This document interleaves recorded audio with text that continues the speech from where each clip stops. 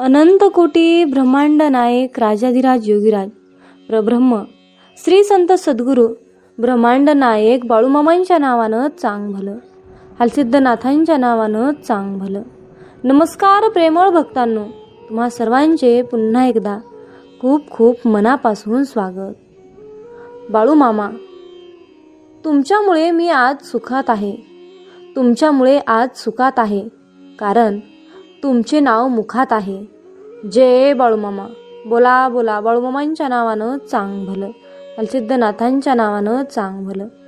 मामा म्हणतात, जो माझा भक्त अति कठीण प्रसंगातही माझ्यावरची निष्ठा कायम ठेवून आपले काम करतच राहतो, त्याच्या साथीला मामा असतात हे मात्र सुनिश्चित आहे. म्हणून फक्त मामांवर विश्वास ठेवा, त्यांच्यावरचा विश्वास डगमगू देऊ नका. जय बाळूमामा. भक्तांनो, अशाच प्रकारचे बाळूमामांचे भावनिक, प्रेरणादायी आणि महत्त्वपूर्ण संदेश ऐकण्यासाठी आत्ताच आपल्या चॅनलला सबस्क्राईब करा आणि आपले संदेश जास्तीत जास्त भक्तांपर्यंत शेअर करा. मामा म्हणतात, माझ्या बाळा, आयुष्य तसं नसतं रे. आयुष्य तसं नसतं रे, जसं आपण त्याचा विचार करत असतो. अरे बाळा, या कलियुगामध्ये नाती स्वार्थावर आधारित असतात रे, आणि स्वार्थ संपला की लोक निघून जातात. माझ्या मुला, प्रत्येक हसणारा चेहरा वफादार असतोच असं नाही रे, आणि प्रत्येक शांततेत कमजोरी असते असं कधीच नसतं. लोक फक्त तेव्हाच साथ देतात जेव्हा त्यांना काहीतरी फायदा असतो. जे मनापासून नातं निभावतात तेच सर्वात जास्त आधी तुटतात. जे खरं असतं ना, त्यांच्यावरच सर्वात जास्त विश्वास द्यावा लागतो. माझ्या बाळा, सत्य हे आहे की आयुष्यातले धडे पुस्तकातून नाही तर वेदना आणि फसवणुकीतून मिळतात. वेळेनुसार लोक, चेहरे आणि हेतू सगळं बदलत असतात, पण बाळा, हेच बदल आपल्याला अधिक मजबूत बनवतात. म्हणून बाळा, झुकू नकोस, तुटू नकोस. झुकू नकोस, तुटू नकोस. स्वतःवर विश्वास ठेव, कारण जग कसंही असो, खरं फक्त तुझंच आहे. खरं साथ फक्त तुमचंच आहे. म्हणून हे सत्य तुम्हालाही लागू होतं का, हे नीट बघा आणि मामांच्या सेवेत चालत राहा. जय बाळूमामा. भक्तांनो, आजच्या दैवी संदेशामध्ये मी आज तुम्हाला एक छोटीशी कथा सांगणार आहे, जी आपल्या महाराष्ट्राच्या मातीशी जोडलेली आहे. भगवान विष्णू आणि माता लक्ष्मी देवीला म्हणतात, माझी ही कथा जो मनुष्य आषाढी एकादशीला किंवा जेव्हा त्यांच्या समोर ही कथा येईल, दिसता क्षणी जो कोणी ही कथा ऐकेल, त्याला आयुष्यामध्ये कधीही धनाची कमी पडणार नाही.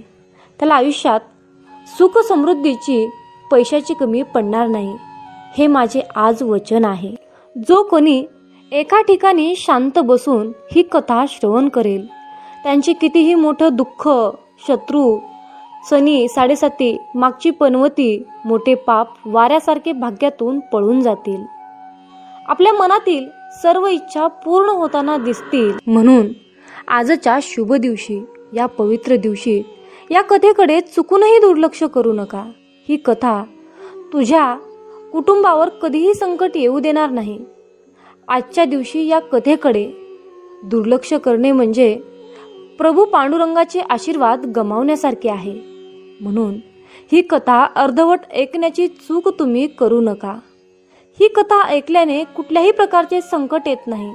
तुमच्या मुलांचे रक्षण स्वतः पांडुरंग करतात.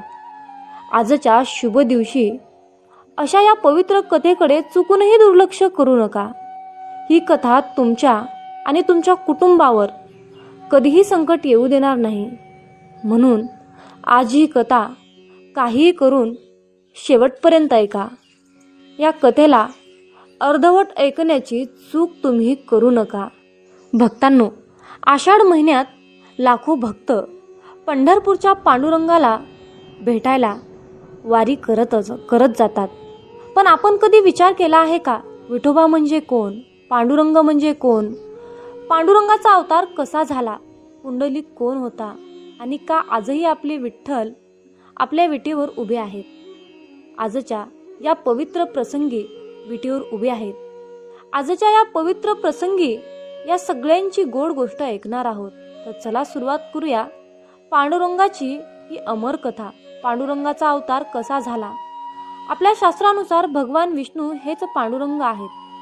कलियुगात भक्तांना सहज दर्शन द्यावं म्हणून विष्णूंनी पंढरपुरात पांडुरंगाचं रूप घेतलं. एकदा पुंडलिक नावाचा भक्त आपल्या आईवडिलांची सेवा करत होता. विष्णू त्यांच्यावर प्रसन्न झाले आणि स्वतः त्याला भेटायला आले. पण पुंडलिक आईवडिलांची सेवा करत होता म्हणून तो म्हणाला, देवा तुम्ही थांबा, आधी मी सेवा संपवतो, तोवर या विटेवर उभे राहा. भगवान त्या विटेवर उभे राहिले आणि आजही आपल्या पंढरपुरात विठोबा विटेवर उभा असलेला दिसतो. पांडुरंग शब्दाचा अर्थ काय. पांडुरंग म्हणजे पांढऱ्या रंगाचा देव ज्याचे हृदय शुद्ध आहे. पांडू म्हणजे शुभ्र, पवित्र. विठ्ठल, विठोबा, पांडुरंग हे सगळे आपल्या भक्तीचे देव आहेत. दुसरी कथा अशी ती संत गोरा कुंभाराची. संत गोरा कुंभार हे 12व्या शतकातील महान संत होते. ते मूळचे महाराष्ट्रातील ते धरणगावचे होते, सोलापूर जवळचे. त्यांचा व्यवसाय मटकी घडवणे, कुंड्या बनवण्याचा होता म्हणून त्याला कुंभार म्हणायचे. त्यांच्या हातात मातीला आकार देण्याचे कौशल्य होतेच, पण त्याहूनही मोठं त्यांच्यात भक्तीचं सामर्थ्य होतं. गोरा कुंभार आपल्या संसारात समाधानी होते. ते दिवसभर चाकावर मटकी बनवत असायचे आणि त्यांच्या ओठावर कायम विठोबाचं नामस्मरण असायचं. त्यांना आपल्या विठूवर इतकं प्रेम होतं की ते काम करतानाही, चाक फिरवत असतानाही पांडुरंग पांडुरंग असं गुणगुणत राहायचे. एकदा असं घडलं की गोरा कुंभार मटके बनवत असताना त्यांचा लहान मुलगा खेळता खेळता चाकाजवळ गेला. तेव्हा गोऱ्या कुंभाराचे डोके पांडुरंगाच्या ध्यानात मग्न होते. त्यांना कळतच नाही की मुलगा चाकाखाली आला आहे, त्याचा मृत्यू झाला आहे. ही घटना ऐकून सगळ्या गावकऱ्यांना धक्का बसला. पण गोऱ्या कुंभाराने काय केलं, त्यांनी हे दुःखही विठोबाला समर्पित केलं. त्यांनी म्हटलं, हे पांडुरंगा, जसं मातीच्या मटकीला तू आकार देतो तसंच माझ्या जीवनाला तू आकार दे. माझं सर्वस्व तुझंच आहे. ज्या गोष्टीवर आपला हक्क नाही तिथे दुःखही व्यर्थ करणं आहे, तिथे दुःखही आपलं नाही. विठोबाची कृपा आणि चमत्कार कसा झाला ते पहा. गोऱ्या कुंभाराच्या भक्तीमुळे विठोबा इतके प्रसन्न झाले की म्हणाले, गोराया, तुझी परीक्षा झाली, आता तू माझ्याकडे काही माग. कुंभार म्हणाला, मला काही नको देवा, मला फक्त अशी शक्ती दे की या शरीराच्या मातीला तूच योग्य दिशा दाखवत राहा. आपल्याला ही गोष्ट सांगते की विठोबाने त्यांच्या मृत मुलाला पुन्हा जीवन दिले. गोरा कुंभाराचा मुलगा जिवंत झाला. त्यामुळे आजही लोक म्हणतात, ज्यांची भक्ती खरी त्यांच्यावर विठोबा नेहमी कृपादृष्टी ठेवतात. गोऱ्या कुंभाराच्या कथेने आपल्याला ही शिकवण मिळते की जीवनातून आपल्याला कळतं की काम करताना पण नामस्मरण चालू ठेवावे. संकट आलं तरी भक्ती सोडू नये, स्वतःला विठोबाच्या समर्पित करावे. चला आपण सगळेजण मिळून एकदाच मागू परमेश्वराकडे गोरा कुंभारासारखी निस्वार्थ भक्ती. भक्तांनो, कमेंटमध्ये पांडुरंगा आम्हालाही गोरा कुंभारासारखी निस्वार्थी भक्ती दे आणि तुझे आशीर्वाद आमच्यावर कायम राहू दे असे टाईप करा. पुंडलिकाची अशी कथा आधी फार हट्टी होता आणि आईवडिलांना त्रास द्यायचा. ऋषींच्या दर्शनाने त्याचे जीवन बदलले.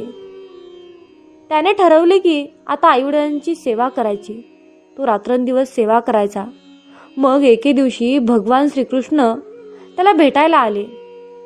पण पुंडलिक त्यावेळी आईवडिलांच्या पायाची मालिश करत होता. त्याने भगवंताला तेथेच थांबायला सांगितले आणि वीट पुढे टाकली. त्या विटेवर पांडुरंगाला सांगितले की तू यावरती उभा राहा, मी आता माझ्या आईवडिलांची सेवा करत आहे. त्यांची सेवा झाल्यानंतर मी तुझे दर्शन घ्यायला येतो. पुंडलिकामुळे आपल्याला कळते की आईवडिलांची सेवा हाच खरा धर्म आहे. म्हणून तर लाखो वारकरी ज्ञानोबा तुकाराम म्हणत पायी वारी करतात आणि विठुरायाला भेटायला जातात. आता आपण काही विठोबांचे चमत्कार ऐकूयात. पहिला चमत्कार, संत तुकारामांची ओवी. संत तुकाराम महाराज विठोबावर एवढं प्रेम करायचे की अभंगातून पांडुरंग प्रकट व्हायचे. म्हणायचे, पांडुरंग आठवता जीव रमता ग एकदा. संत तुकाराम महाराजांना एक राजा त्रास देऊ लागला, पण विठुरायांनी त्यांना वाचवलं. तुकोबारायांचे गाथा ग्रंथ गहाळ झाले तरी पुन्हा विठ्ठलाने ते परत आणून दिले. दुसरा चमत्कार, संत नामदेवाची कथा. नामदेव महाराज रोज विठ्ठलाला प्रसाद दाखवायचे. एक दिवस प्रसाद उशिरा मिळाला म्हणून विठोबा स्वतः त्याच्या घरी आले. नामदेवांना नेहमी वाटायचं विठोबा हा आपला मित्र आहे. इतकं प्रेम पांडुरंग भक्तावर करतो. चमत्कार 3, भाग्यवान वारकरी आजही हजारो लोक सांगतात, वारीच्या प्रवासात विठोबा आपल्याला थकू देत नाही. वाटेत विठोबा भक्तांना पाणी, अन्न, थंडीपासून संरक्षण देतो. हे चमत्कार आहेत. भक्तीचा अनुभव विठोबा देतो. वारकरी संदेश आणि भक्ती वारकरी म्हणजे एकता. एकता वारी म्हणजे सेवा वारी. भक्ती पंढरपूरच्या रस्त्यावर जाताना कोणी भुकेले राहू नये म्हणून वारकरी वाटेत जेवण देतात. एकताच विठोबा शिकवतो. गरीब श्रीमंत जातपात रंगभेद काही नाही. सगळे आपले भक्त आहेत. आपण सगळे विठुरायाला एकच प्रार्थना करूयात, विठोबा तुझ्यासारखं पवित्र हृदय आम्हालाही दे. आमच्या घरात एकता, प्रेम, भावना, आईवडिलांची सेवा याची प्रेरणा तू दे. आमच्या जीवनाची वाट तू दाखव. शेवटी फक्त एवढंच पुंडलिक वरदेव हरी विठ्ठल. जय जय रामकृष्ण हरी, जय जय रामकृष्ण हरी. भक्तांनो, अशी आहे पुंडलिकाची कथा. ही कथा तुम्हाला कशी वाटली कमेंट करून नक्की सांगा. ही कथा तुम्हाला आवडली असेल तर लाईक करा, शेअर करा आणि आपल्या चॅनलवरती नवीन असाल तर आपल्या भक्तिमय चॅनलला जरूर सबस्क्राईब करा. याचं टेन्शन घेतलं की आपल्या मर्जीप्रमाणे जगताच येत नाही.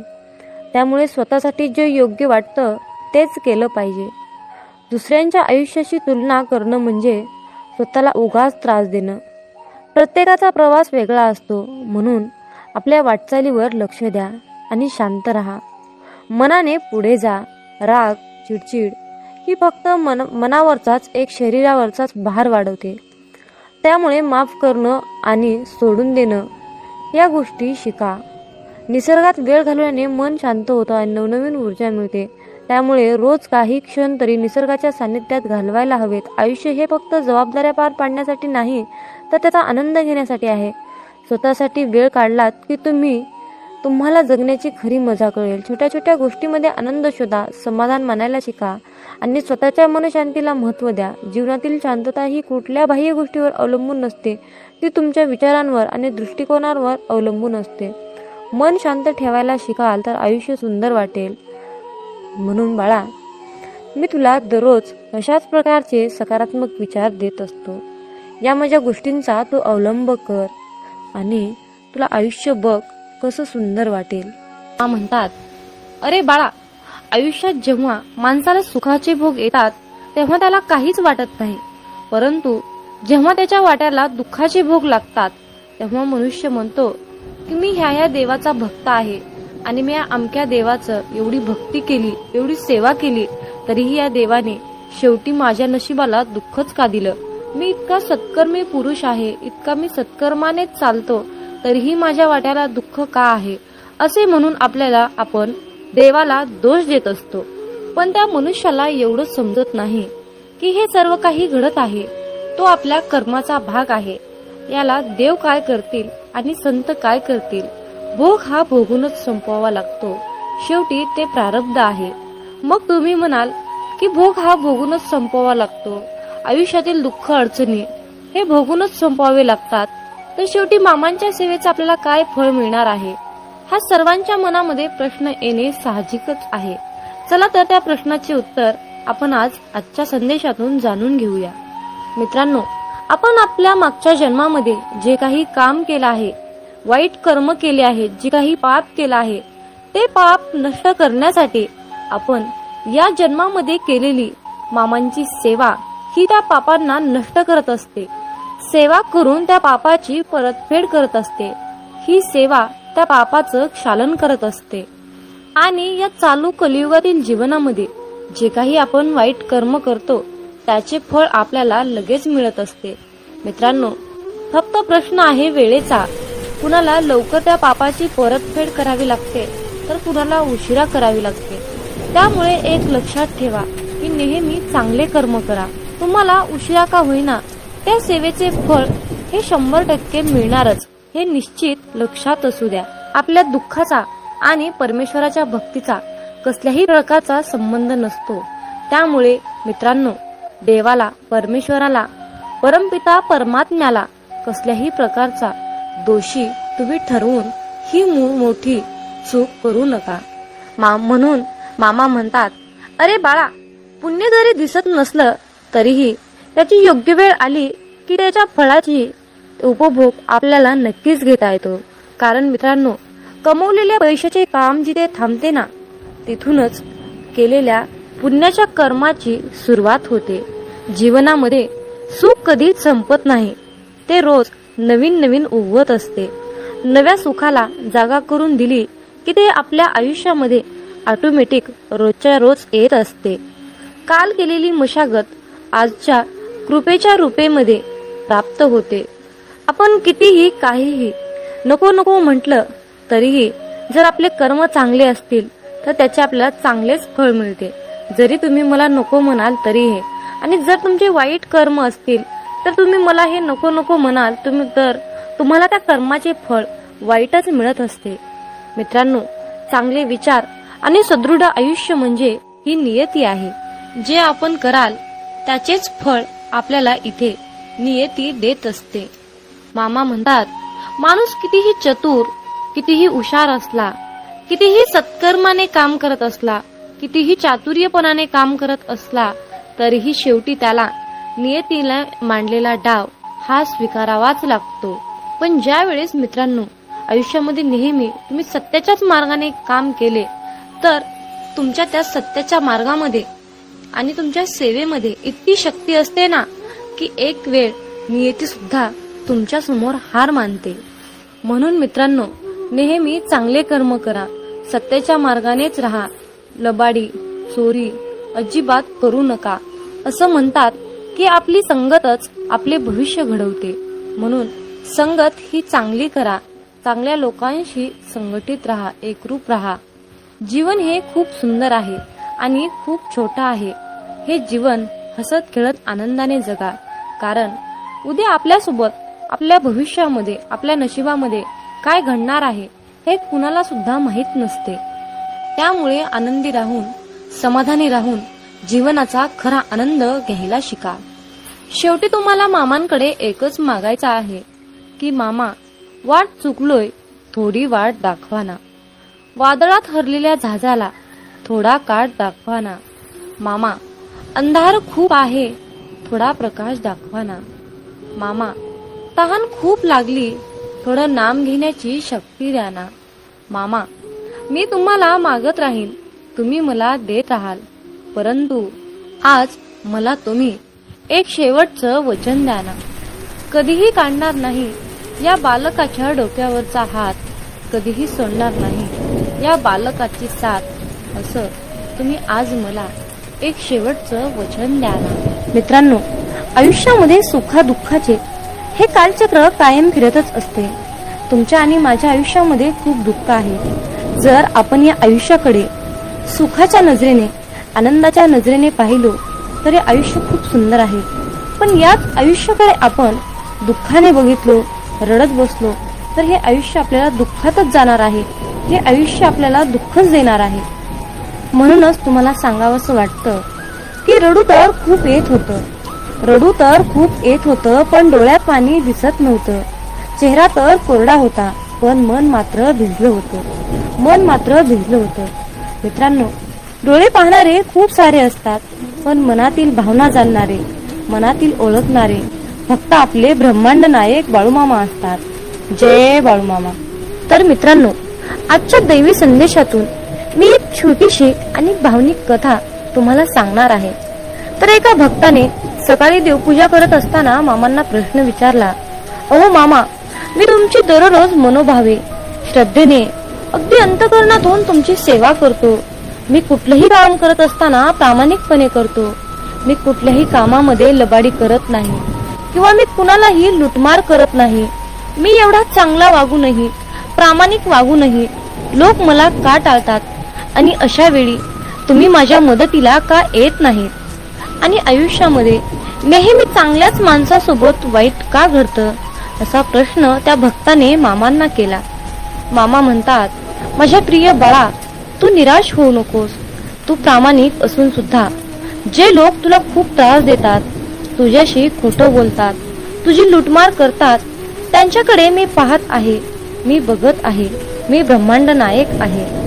पण बाळा, लक्षात ठेव, तुझ्याशी खोटं बोलल्याने, तुझी फसवणूक केल्याने त्यांचा थोडा क्षणासाठी फायदा होतो, पण त्यांच्या आयुष्यात पुढे जे काही त्यांना भविष्यात मिळणार होतं ते गमावून बसलेले असतात. हे लक्षात ठेव. कारण बाळा, जसे कर्म तसेच फळ मिळणार आहे. हा नियतीचा गुरुत्वाकर्षणाचा सिद्धांत आहे. आयुष्यात जर कोणी व्यक्ती अशा प्रकारची फसवणूक, लुटमार करत असेल तर त्याच्या डोक्यावर पापाचा खूप सारा बोजा होतो आणि मग या सर्व पापांचे भोग घरातील सर्व कुटुंबीयांना भोगावे लागतात. तर मित्रांनो, आजच्या दैवी संदेशातून तुम्हाला एकच सांगायचं आहे की कुठलंही कार्य करत असताना प्रामाणिकपणे करा. कुणाचीही फसवणूक, लुटमार करण्यापेक्षा मामांना भरपूर आशीर्वाद मागा. मामा तुम्हाला नक्कीच आशीर्वाद देतील आणि तुमच्या प्रत्येक कामामध्ये तुम्हाला यश प्राप्त करून देतील. हा माझा स्वतःचा अनुभव आहे. मामा म्हणतात, माझ्या मुला, निष्ठा सोडू नकोस, प्रामाणिक राहा, भक्ती कर, माझे नामस्मरण कर, कुणाचे वाईट चिंतू नकोस. भिवू नकोस, मी सदैव तुझ्या पाठीशी आहे. भिवू नकोस, मी सदैव तुझ्या पाठीशी आहे. मित्रांनो, श्री संत सद्गुरू बाळूमामा हा शब्द मनाला खूप आधार देणारा आणि शक्ती देणारा मंत्र आहे. मित्रांनो, ब्रह्मांड नायक बाळूमामा या शब्दात दडलेलं आईचं प्रेम, नातं, जिव्हाळा, प्रेमाचा ओलसर स्पर्श या सर्व गोष्टी आपल्याला ब्रह्मांड नायक बाळूमामा या शब्दातून मिळत असतात. तर मित्रांनो, तुम्हाला दररोज सकाळी आणि संध्याकाळी मामांकडे एक प्रार्थना करा.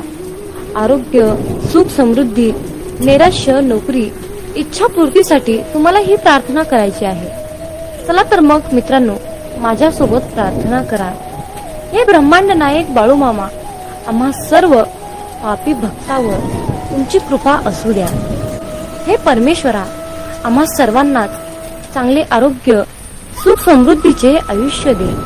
आम्हा सर्वांनाच तुझ्या आशीर्वादाने इतकं सक्षम बनव की आमच्या सर्व इच्छा, सर्व स्वप्न पूर्ण करण्यायोग्य आम्हाला बनव. आम्हाला सुखी ठेव. हे पिता परमात्मा, आम्ही सर्वजण तुझ्या नामस्मरणात कायम असतो. तू तुझ्या हाताने आमच्याकडून सर्वांचे कल्याण करून घे. सर्वांना चांगली बुद्धी दे आणि अहंकार न करता जीवन जगण्याची प्रेरणा दे. हे प्रभू, तुझ्या चरणी हीच माझी प्रार्थना आहे. तर मित्रांनो, दररोज तुम्हाला बाळूमामा चरणी ही प्रार्थना करायची आहे. तर मित्रांनो, दररोज न चुकता सकाळी आणि संध्याकाळी मामांकडे ही प्रार्थना तुम्हाला करायची आहे. ही प्रार्थना म्हणजे सामूहिक प्रार्थना आहे. सामूहिक प्रार्थनेमध्ये खूप शक्ती असते. जर तुम्ही ही प्रार्थना मामांकडे केली तर तुमच्या इच्छा पूर्ण होतील, हे निश्चित आहे. मामा म्हणतात, अरे मुला, चंदनाच्या झाडाला विषारी सापाने विळखा घातला म्हणून चंदनाचा सुगंध काही कमी होत नसतो. अर्थात मामाला तुम्हाला हेच सांगायचे आहे, ज्यांची कर्म चांगली आहे तो आयुष्यात कधीही संपत नसतो. सत्कर्मी माणसालाच आयुष्यात अडचणी येतात, पण त्या अडचणी दीर्घकाळ टिकून राहणाऱ्या नसतात, तर लगेच सुटणाऱ्या असतात. मामा सांगतात, आयुष्यात कोणावरही विश्वास ठेवू नका, कारण लोकांचे खायचे दात वेगळे असतात आणि दाखवायचे दात वेगळे असतात. म्हणून मामा म्हणतात, नाती तीच जपा जी तुम्हाला जपण्याचा प्रयत्न करतात. नाती तीच जपा जी तुम्हाला जपण्याचा प्रयत्न करतात. कारण नातं हे फार नाजूक असते.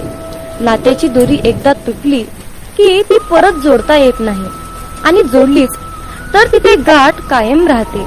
मित्रांनो, जर आयुष्यामध्ये तुम्हाला यशस्वी व्हायचे असेल तर प्रत्येक लहान मोठ्यांचा आदर करा. त्यांच्या वयावरून त्यांचा आदर करा. कारण आयुष्यात एकदा निघून गेलेली वेळ आणि व्यक्ती पुन्हा कधीही परत मिळू शकत नाही. म्हणून वेळेला जपा आणि त्याचबरोबर माणसांना सुद्धा जपा. मित्रांनो, या कलियुगातील रीत म्हणजे लोक जिवंत माणसाला नीट सुद्धा बोलत नाहीत आणि मेल्यानंतर विचारतात, हलू हलू म्हणतात की तू आम्हाला बोलत का नाहीस. आणि म्हणूनच तुम्हाला सांगणे आहे की आयुष्यातून एकदा निघून गेलेली वेळ आणि व्यक्ती पुन्हा पुन्हा कधीच मिळवू शकत नाही. म्हणून वेळेचं भान ठेवा, माणुसकी जपा, नात्याला महत्त्व द्या, नाते टिकवण्याचा प्रयत्न करा.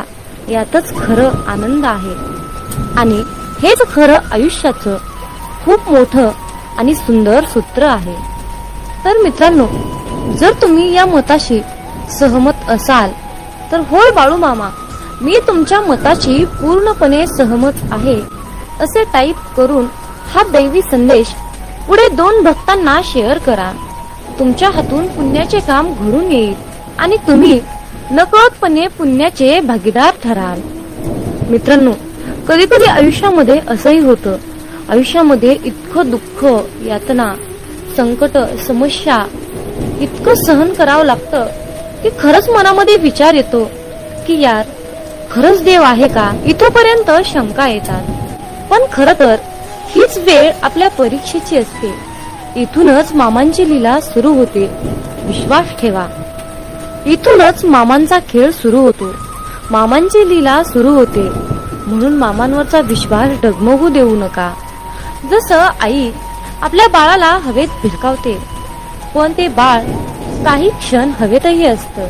ते हसत असतं, ते आनंद घेत असतं, पण त्याला पूर्णपणे विश्वास असतो की जे कोणी आहे ते मला खाली पडू देणार नाही. अशाच प्रकारचा इतका घट्ट विश्वास आपल्या मामांवर ठेवा आणि मग बघा मामांची लीला, मामांची शक्ती, माझ्या मामांचा चमत्कार. तुम्ही तुमच्या आयुष्यातील कितीही मोठ्या संकटावर विजय प्राप्त करू शकाल. ही माझ्या मामांची शक्ती आहे, ही माझ्या ब्रह्मांडाची शक्ती आहे, ताकद आहे. असा दृढ विश्वास तुमच्या मनात, तुमच्या अंतःकरणात असला पाहिजे. मित्रांनो, कोणी नाव ठेविले म्हणून थांबायचं नसतं. कोणी नाव ठेविले म्हणून थांबायचं नसतं. आपण आपलं चांगलं कार्य करायचं असतं. आपण आपलं चांगलं कार्य करायचं असतं. हे लक्षात ठेवा. कारण मित्रांनो, जो देव रात्री झाडावर झोपलेल्या पक्ष्यांना कधी झोपेतही खाली पडू देत नाही, मग तोच देव आपल्याला कसं काय सोडू शकेल. माणूस हा स्वतःच्या नजरेत चांगला पाहिजे. लोकांचं काय, लोक तर देवात पण चुका काढतात. म्हणूनच बाळू मामा आजच्या दैवी संदेशातून तुम्हाला सांगू इच्छित आहेत की अरे मुला, कुठलंही काम करत असताना प्रामाणिकपणे कर. हाल होतील पण हार होणार नाही हे निश्चित आहे. आणि असा आज माझा तुला शब्द आहे. बाळू मामांचा हा आशीर्वाद सर्वांनीच प्राप्त करून घ्या आणि मामांना धन्यवाद म्हणा. देवाचे आभार माना. देवाचे आभार मानायला शिका. आयुष्यात तुम्हाला कशाचीही कमी पडणार नाही. फक्त माझ्या मामांच्या शक्तीवर विश्वास ठेवा. तर मित्रांनो, आजचा हा दैवी संदेश तुम्हाला कसा वाटला कमेंट करून मला नक्की कळवा. हा संदेश तुम्हाला आवडला असेल तर शेअर करा आणि अशाच प्रकारचे महत्त्वपूर्ण, भावनिक, प्रेरणादायी, प्रेमळ संदेश ऐकण्यासाठी आपल्या चॅनलला सबस्क्राईब करा. मग बोला बोला बाळूमामांच्या नावानं चांग भलं, हलसिद्धनाथांच्या नावानं चांग भलं. धन्यवाद.